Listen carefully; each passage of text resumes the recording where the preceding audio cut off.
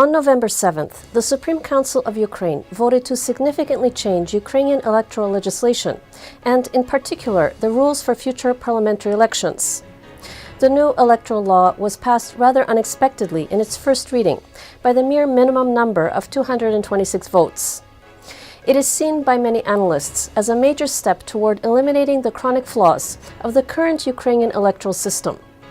It has also been hailed for trying to restore positive evolutionary development within that system, a development that was interrupted in 2012 during the presidency of Viktor Yanukovych. Українське виборче законодавство взагалі перші 20 років розвивалося в один бік. Воно щораз ставало кращим. Originally, until 1994, Ukraine had a majoritarian voting system, and all members of the Supreme Council were elected in single-seat constituencies, meaning that citizens would vote for a person rather than for a party. In Ukraine's particular situation, this system resulted in massive vote buying, the abuse of administrative resources, and voter intimidation, all for the purpose of ensuring the election of powerful local oligarchs and their cronies to parliament. In 1998 and 2002, a mixed voting system was implemented, whereby half of the deputies were elected by proportional representation, that is, according to party and party lists, and the other half in single-seat constituencies. From 2006, all members of the Supreme Council were elected by proportional representation, but with closed or secret party lists. Although this eliminated many of the flaws of the majoritarian system, it nonetheless allowed party leaders to sell places on party lists and to include their personal cronies on these lists. And citizens would vote for a particular party, but they would not know who their representative would be.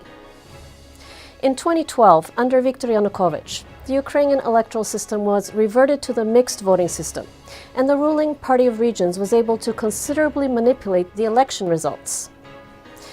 The new electoral law fully reinstates the proportional voting system, but most significantly, it requires party lists to be transparent. Thus, Ukrainian voters would now not only vote for a given party, but would also be able to choose their preferred party representative from a provided list. Шанси потрапити до парламенту отримують авторитетні політичні лідери. Тобто це і теперішні депутати-мажоритарники, це і лідери громадської думки, це впізнавані політики. Або ті політики, які реально підуть на виборчу кампанію, будуть зустрічатись, вести кампанію. The new electoral law includes many other improvements over earlier electoral legislation. For example, a gender equality requirement applies to all party lists. Thus, among every 5 candidates proposed by a given party, there would need to be a minimum of 2 women and 2 men. Another radical change is the prohibition of pre-election advertising, which until now has heavily favored wealthy oligarchs who spent exorbitant sums of money on their advertising campaigns. Має бути змагання програм, ідеологій, особистостей, але не змагання гаманців олігархів. Це ключове питання. In order for the new Ukrainian electoral law to come into force, it needs to be passed in a second reading. According to many analysts, the outcome of the second reading is far from certain. An abundance of current people's deputies and party leaders have benefited from the present system, and they are not eager to change it. Opponents of the new law will likely try to block it by introducing numerous changes and bogging down the process, or they will try to postpone the implementation of the law until after the next parliamentary elections in 2019. However, the passing of the new electoral law in its first reading has already created a very real opportunity for reform-minded parliamentarians to greatly improve the electoral system in Ukraine. I'm Tania Stech, and this was Ukraine in the News.